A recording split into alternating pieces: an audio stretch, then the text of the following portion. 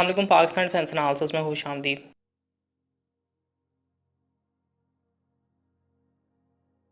तो रिसेंटली एक इंटरव्यू के अंदर डॉक्टर समा मुबारक मंद, जो कि पाकिस्तान के लीडिंग न्यूक्लियर फिजिसिस्ट हैं, उनकी जानिब से जो हालिया दिनों के अंदर नवाज शरीफ ने क्लेम किया है, जिसमें एक तो ये कि टॉम हॉक मिज़ाइल उनकी जानिब से बनाया गया है।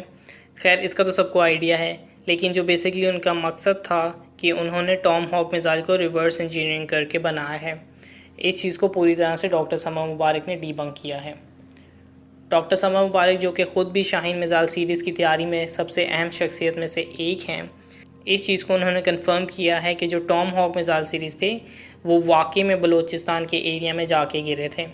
एक चीज़ उनकी जानिब से, यानी डॉक्टर समा मुबारक मंद की जानिब से ज़रूर कंफर्म की गई है, वो ये कि बैक इन क्लिंटन एरा, यानी प्रेसिडेंट क्लिंटन के दौर में अफ़गानिस्तान में मिज़ाइल ज़रूर मारे गए थे, जिसमें से चंद जो हैं बलूचिस्तान के एरिया में आके गिरे थे। लेकिन जहाँ ये बात ठीक है, वहीं ये चीज़ भी दुरुस्त है कि यूएस एडमिनिस्ट्रेशन को इस जगह का विज़िट कराया गया था और ऐसा कोई सिग्निफिकेंट पार्ट देखने को नहीं मिला था जो कि बेहतर हालत में हो, तो इसका कोई एज हमें नहीं मिल सका था।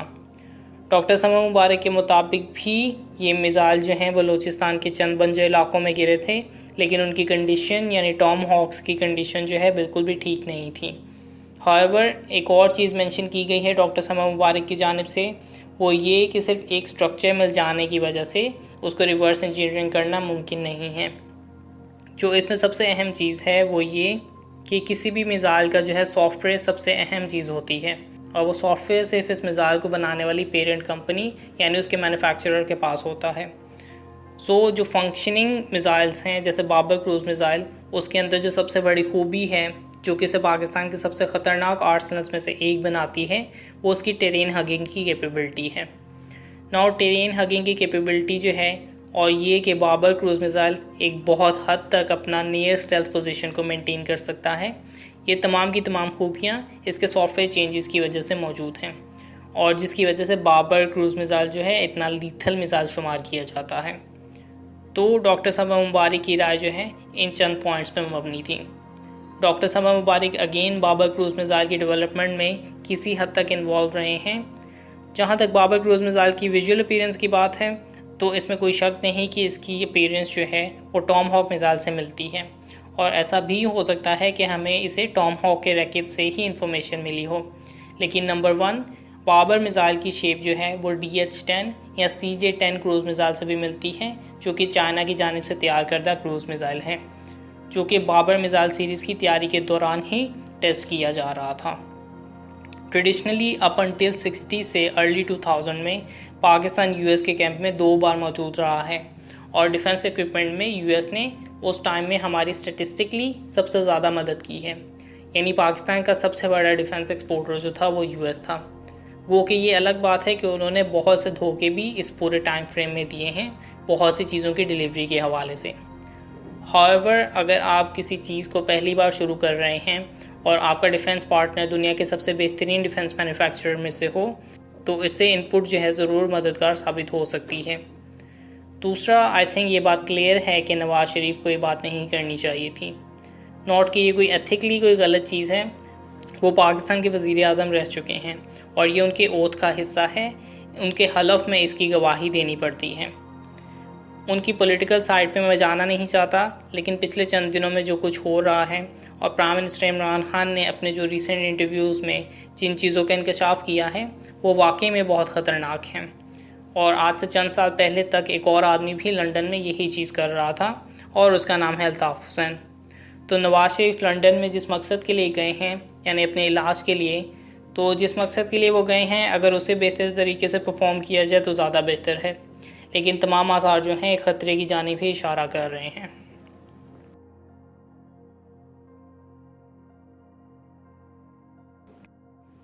ये एक ऐसी चीज़ है जो कि बहुत इंटरेस्टिंग है, और टू बी ऑनेस्ट मैं फ़ील करता हूँ कि चूँकि एक वक्त पे पाकिस्तान के स्पेस सेक्टर को बेहतर बनाया जा सकता था, लेकिन चूँकि पाकिस्तान को न्यूक्लियर आर्म्स की ज़रूरत थी, इसलिए पाकिस्तान के न्यूक्लियर प्रोग्राम को पाकिस्तान के स्पेस प्रोग्राम पे फ़ौक़ियत दी गई थी। और चूँकि अब पाकिस्तान के पास एक बहुत ही एफिशिएंट और स्टेबल न्यूक्लियर प्रोग्राम है, और अब उसकी रिक्वायरमेंट सिर्फ उसकी सिक्योरिटी तक रह गई है, मेरे ख्याल से अब वापस पाकिस्तान के स्पेस सेक्टर पे तवज्जो देने की ज़रूरत है। और इसी हवाले से प्राइम मिनिस्टर इमरान खान ने रिसेंटली स्पार्को का विज़िट किया है। इस विज़िट में प्राइम मिनिस्टर इमरान खान ने स्ट्रेटेजिक प्लानिंग डिवीज़न का दौरा किया है और इस ब्रीफिंग में बताया गया है कि पाकिस्तान अपना खलाई प्रोग्राम शुरू करेगा।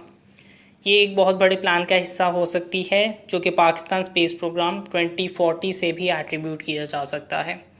एक और चीज़ जो कि इसमें प्राइम मिनिस्टर को ब्रीफ की गई है कि बिलियन ट्री प्रोग्राम यानी ट्री प्लांटेशन प्रोग्राम जो है और जो प्लानिंग डिवीज़न की मॉनिटरिंग है वो उनकी जानिब से की जाएगी। इसका मुमकिन मतलब ये हो सकता है कि आने वाले कुछ वक्त में शायद चंद सैटेलाइट्स को लॉन्च किया जाएगा इन प्रोग्राम्स की मॉनिटरिंग के लिए, जो कि इनकी डेवलपमेंट्स को मॉनिटर करेंगे। और मेरे ख्याल से रीसेंट पास्ट में जो स्पेस लॉन्चिंग की हिस्ट्री है पाकिस्तान ने चंद एक्सपेरिमेंटल सैटेलाइट्स को भी लॉन्च किया है, तो ये एक्सपेरिमेंटल सैटेलाइट्स जो हैं इसी मकसद के लिए हो सकते हैं। एक और जो अहम चीज़ space science and technology institute के डायरेक्टर ने कही है कि पाकिस्तान अपना स्पेस सेंटर बनाने वाला है। इनफैक्ट पाकिस्तान स्पेस सेंटर बनाने के बाद 2 चीज़ों में खुद कफील हो जाएगा, एक तो सैटेलाइट्स की तैयारी के अंदर और दूसरा पाकिस्तान में स्पेस लॉन्च पैड्स की तैयारी की जाएगी। अब जो स्पेस लॉन्च पैड्स की तैयारी है ये एक बहुत इंटरेस्टिंग चीज़ है क्योंकि इस तरह की चीज़ हमने अभी तक नहीं देखी है। इसके आसार हमें 2018 या 19 में जो है देखने को मिले थे, लेकिन वो कभी ऑफिशियल लेवल पे सामने नहीं आए थे। और ये बात फिर ध्यान में रखने में ज़रूरी है कि लॉन्च पैड्स जो उन्होंने कहे हैं क्या सिर्फ एक सर्विस के तौर पे प्रोड्यूस किए जाएंगे जहां मुख्तलिफ स्पेस कंपनीज अपने रॉकेट्स लॉन्च कर सकेगी, या ये शुरुआत में स्पार्को अपने लॉन्चिंग व्हीकल प्रोग्राम के लिए बना रहा है। एक और जो पॉसिबिलिटी है जो कि अभी मुझे सबसे बेहतरीन आउटकम होता हुआ नज़र आ रहा है या जो मुझे लग रहा है कि the rocket and satellite company यानी TRNSC को ये लॉन्चिंग पैड स्पार्को इस्तेमाल करने देगी। सैटेलाइट लॉन्चिंग के लिए द रॉकेट एंड सैटेलाइट के मैनिफेस्टो में एक लियो ऑर्बिट में स्मॉल पेलोड रिलीज़ करने वाली एक लॉन्चिंग व्हीकल की तैयारी भी मौजूद है। तो रॉकेट एंड सैटेलाइट कंपनी के हेड ने स्पेस लॉन्च कॉम्प्लेक्स के हवाले से भी ट्वीट्स की थी। ऐसा हो सकता है कि वो इसी स्पेस लॉन्च कॉम्प्लेक्स के हवाले से फ्यूचर में आके स्पार्को के साथ कोलैबोरेट कर सकें। बहरहाल ये एक बहुत ही खुशाइन न्यूज़ है और इसमें आगे चल के और होपफुली क्विक इंटरवल्स के अंदर इसमें अपडेट देखने को मिलेगी क्योंकि पाकिस्तान के स्पेस सेक्टर को वाकई बहुत सी मेहनत की ज़रूरत है।